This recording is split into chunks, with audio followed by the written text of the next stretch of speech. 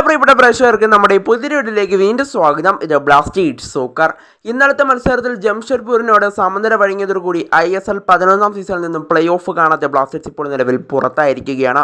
എന്നാൽ തീർച്ചയായും ഇന്നലത്തെ മത്സരത്തിൽ ഒരു വിജയം ബ്ലാസ്റ്റേഴ്സ് അർഹിച്ചിരുന്നു.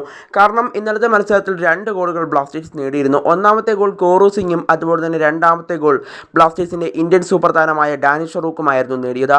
എന്നാൽ ഡാനിഷ് ഫറൂഖിൻ്റെ ഗോൾ നമുക്ക് റെഫറി തന്നില്ല എന്നതാണ് എടുത്തു പറയേണ്ട ഒരു കാര്യം. അത് ഓഫ് സൈഡ് ആണ് എന്ന് പറഞ്ഞുകൊണ്ടാണ് അദ്ദേഹം ആ ഗോൾ തരാതിരുന്നത്. എന്നാൽ വീണ്ടും ആ ദൃശ്യങ്ങളെടുത്ത് പരിശോധിച്ചാൽ നമുക്കറിയാം അത് ഗോൾ തന്നെയായിരുന്നു. ഡാനിഷ് ഫറൂഖ് ഒരിക്കലും അത് ഓഫ് സൈഡ് അല്ല എന്നുള്ളൊരു കാര്യം. എന്നാൽ ഇപ്പോൾ ബ്ലാസ്റ്റേഴ്സിൻ്റെ ആ ഗോൾ ഓഫ് സൈഡ് അല്ല, അത് ഗോൾ തന്നെയാണെന്ന് പറഞ്ഞിരിക്കുകയാണ് ISL സൂപ്പർ താരം. മുംബൈ സിറ്റിയുടെ സൂപ്പർ താരമാണ് ഇപ്പോൾ ഇങ്ങനെ ഒരു വെളിപ്പെടുത്തൽ നടത്തിയിരിക്കുന്നത്. എന്തായാലും നമുക്ക് വിശദമായി തന്നെ പരിശോധിക്കാം. അതിനു മുമ്പ് നമ്മുടെ ചാനൽ കണ്ടുപോകുന്ന ഏകദേശം 80% പേരും ചാനൽ ഇതുവരെയായിട്ടും ഒന്ന് സബ്സ്ക്രൈബ് ചെയ്തില്ല. അതുകൊണ്ട് തന്നെ ദയവായി എല്ലാവരും നമ്മുടെ ചാനൽ സബ്സ്ക്രൈബ് ചെയ്തിട്ട് വീഡിയോ കാണാൻ ശ്രദ്ധിക്കുക. അപ്പോൾ നമുക്ക് നേരെ വീഡിയോത്തിലേക്ക് കടക്കാം.